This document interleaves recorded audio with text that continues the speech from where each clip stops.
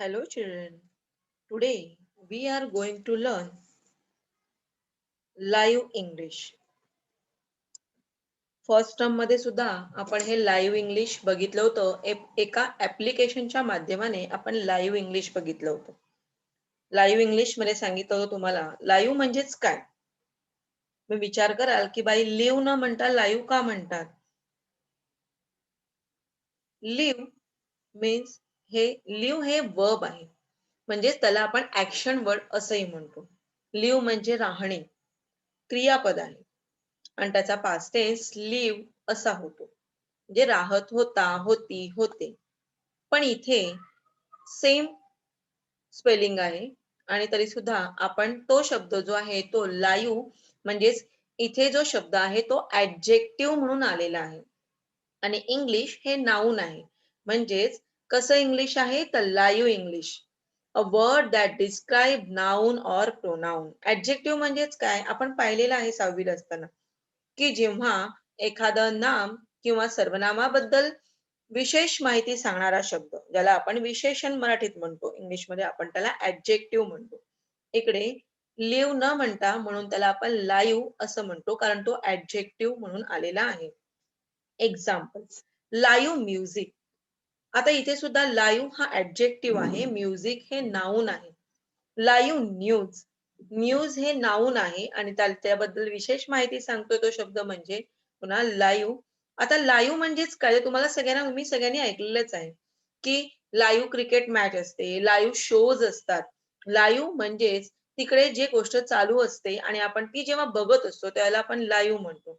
म्हणजे मॅच चालू असते आणि तुम्ही घर बसल्या टीव्ही बघता तेव्हा तुमच्या टीव्हीच्या उजव्या कोपऱ्यामध्ये लाईव्ह हा शब्द येतो बघा. किंवा काही वेळेला रेकॉर्डेड हा शब्द असतो. रेकॉर्डेड म्हणजेच काय ती कधीतरी आधी खेळली गेलेली मॅच होती आणि लाईव्ह म्हणजे आता ती लोक तिथे खेळत आहेत आणि तुम्ही ती बघताय म्हणून त्याला लाईव्ह हा शब्द वापरला जातो.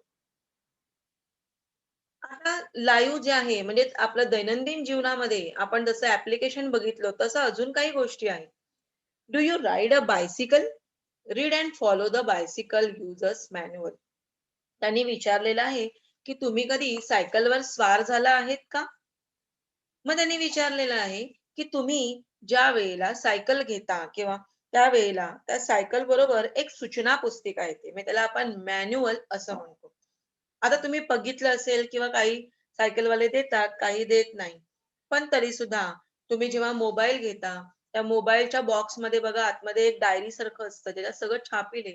ते मॅन्युअल असतं. मॅन्युअल म्हणजेच काय तर त्याची माहिती असते. तो चार्ज किती वेळ करायचा आहे, त्याच्या बॅटरीची लाईफ काय आहे किंवा तो कसा वापरला गेला पाहिजे. त्यात जर कुठे काही सिम टाकायचं आहे, तर ते कसं टाकायचं याबद्दल सगळ्या सूचना त्याच्यामध्ये मोबाईलच्या बाबतीत दिलेल्या असतात. तशाच काही सूचना आज आपण सायकलसाठी बघणार आहोत. अ बायसिकल युजर्स मॅन्युअल म्हणजेच जे सायकल चालवतात किंवा सायकल जे वापरतात त्यांच्यासाठी ही सूचना पुस्तिका आहे. First, safety first. सर्वप्रथम सुरक्षा. Routinely check the condition of your bicycle before every ride. Nuts, bolts, screws and other fasteners. त्यांनी दिलेले आहे सगळ्यात पहिलं सायकल चालवण्यापूर्वी प्रत्येक वेळी नियमितपणे सायकलची तपासणी करून घ्या. मग काय तपासलं पाहिजे तर नट, बोल्ट, स्क्रू किंवा इतर काही अजून खिळे वगैरे आहेत तर त्याची आधी तपासणी करून घ्या. Familiarize yourself with the braking action of the bicycle. Test the brakes at slow speed. पुन्हा दिलं आहे की सायकलच्या गतिरोधक कार्याची योग्य प्रकारे माहिती करून घ्या. स्लो स्पीड म्हणजे एकदम मंद गतीमध्ये ब्रेक्सची चाचणी करून घ्या. म्हणजे तो ब्रेक बरोबर लागतोय की नाही ते आधी टेस्ट करून घ्या आणि मगच तुम्ही ती चालवायला सुरुवात करा. Always wear footwear that will stay on your feet and will grip the pedals. नेहमी आपल्या पावलात घट्ट बसतील आणि पेडलवर चांगली पकड बसेल अशी चप्पल्स किंवा अशी पादत्राणं घाला. बऱ्याच वेळा शूज हे जास्त कम्फर्टेबल असतं. स्लीपर घातलं तर बरं आपल्याला स्लीपर पकडावी लागते मग पुन्हा पेडल कसं मारणार म्हणून आपल्याला घट्ट बसतील आपल्या पायाला तशी पायात चप्पल घाला. आता रायडिंग सेफ्टी म्हणजे चालवताना आपण कुठली सुरक्षा घेतली पाहिजे? बी प्रेडिक्टेबल. प्रेडिक्टेबल म्हणजे सावधान. सावधान रहा. Ride so that other drivers can see you and predict your movements. आपल्या चालवण्याचा आणि आपल्या पुढील कृतीचा इतर चालकांना अंदाज येईल अशा पद्धतीने सायकल चालवा. तुम्ही बघत असाल रस्त्यावर कशी ही वेडीवाकडी सायकल चालवली जाते किंवा खूप फास्ट खूप स्लो, तर तशी सायकल चालवायची नाही. योग्य गतीत जर तुम्ही सायकल चालवली तर मागच्याला किंवा पुढच्याला तुम्ही सायकल कशी चालवताय याचा अंदाज घेऊन तोही ती स्वतःची त्याचं वाहन चालवू शकतो. Never hitch a ride by holding on to another vehicle. आता हिच म्हणजे काय तर पकडणं. त्याने दिले की दुसऱ्या एखाद्या वाहनाला पकडून आपल्या सायकलीवर कधीही स्वार होऊ नका. बऱ्याच वेळा मी सुद्धा स्वतः बघितलेलं आहे, की एखादा ट्रक असेल किंवा एखादा टेम्पो असेल, तर त्याच्या मागे आपल्याला पेडल मारायला नको म्हणून बरीच मुलं त्या ट्रकला मागून पकडून ठेवतात. म्हणजे जेवढ्या स्पीडने ती जाईल तसं आपणही स्पीडने जातो. म्हणजे आपला त्रास कमी होईल असं वाटतं, पण ते खूप चुकीचं आहे. तर तसं कधीही करू नका. ओबे ऑल ट्रॅफिक रूल्स. सर्व वाहतुकींच्या नियमाचे पालन करा. बी अलर्ट. दक्ष राहा. Look out for unexpected events obstacles. Obstacles म्हणजे अडथळे. अनएक्सपेक्टेड इव्हेंट्स म्हणजेच आकस्मिकपणे अचानकपणे घडलेल्या घटना. त्यांच्याकडे लक्ष ठेवा. Ride on familiar roots.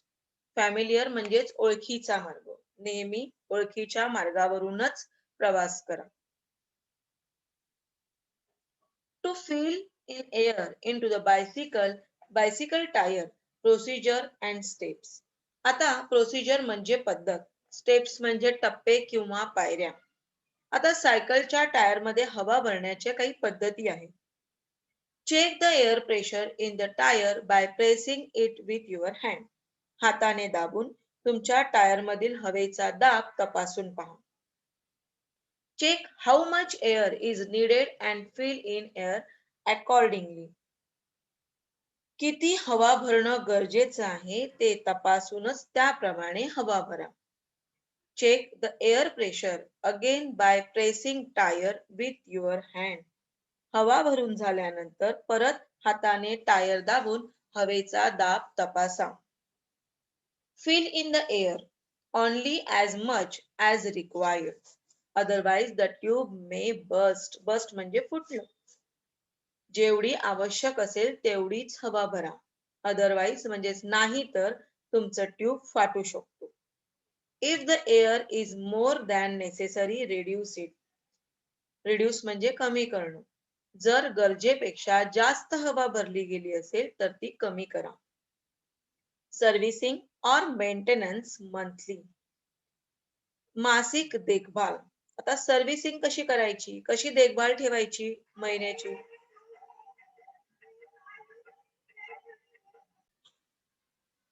Clean the bicycle frame with a cloth. सायकलीचा जो सांगाडा म्हणजे ते सगळे रॉड जे आहे ते सगळे कापडाने पुसून दर महिन्याला स्वच्छ करा. Check tyre pressure. प्रेशर म्हणजेच दाब. टायर मधील हवेचा दाब तपासून पहा. वाईप the chain and the lube म्हणजेच lubricate the break and chain. आता दिलेलं आहे की चेन म्हणजे ती साखळी आणि ल्यूब म्हणजे वंगण, जे काळ्या रंगाचं हे लोक ऑइल टाकतात ते वंगण. साखळी साफ करा आणि ब्रेक व साखळीमध्ये वंगण घाला.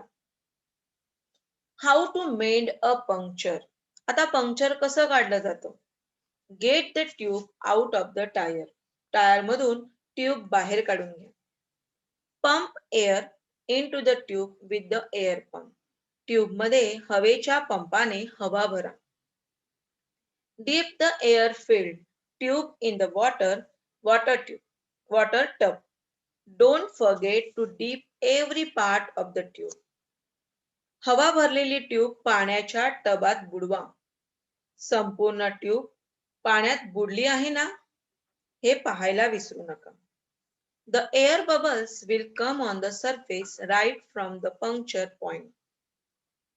पंक्चर झालेल्या ठिकाणी पृष्ठभागावर हवेचे बुडबुडे तुम्हाला वर येताना दिसतील. Mark the puncture point with a pen. पंक्चरच्या जागेवर पेनाने खूण करा. Now remove air from the tube. Remove म्हणजे काढून टाकणे.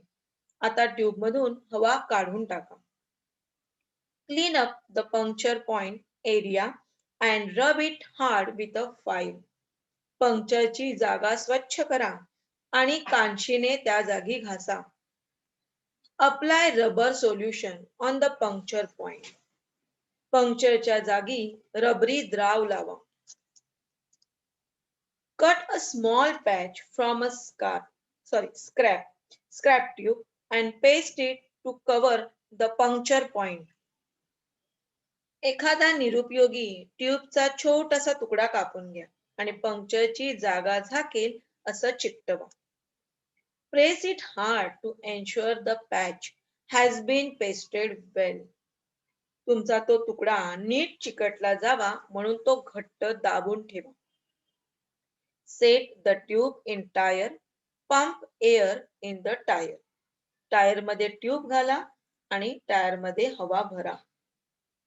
Note that the word tire is spelled as tire in British and Indian English. Tyre शब्दाचे ब्रिटिश आणि भारतीय स्पेलिंग टायर आहे हे लक्षात ठेवा. Read the word picture of a bicycle carefully. आता इथे तुम्ही बघाल तर तुम्हाला एक सायकलीचं चित्र दाखवलेलं आहे.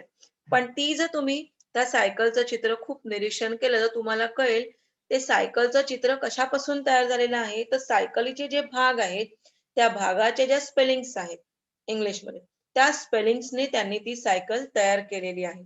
आणि ही सायकलीची नक्की रचना कोणी केलेली आहे. नोट दॅट आरोन कच in is the name of the artist who has prepared the figure. List the words from the diagram. या डायग्राम मध्ये सायकलीचा जो डायग्राम काढलेला आहे त्याच्यामध्ये जे काही वर्ड्स आलेले आहेत ते वर्ड्स तुम्हाला वहीत लिहून ठेवायचे आहेत.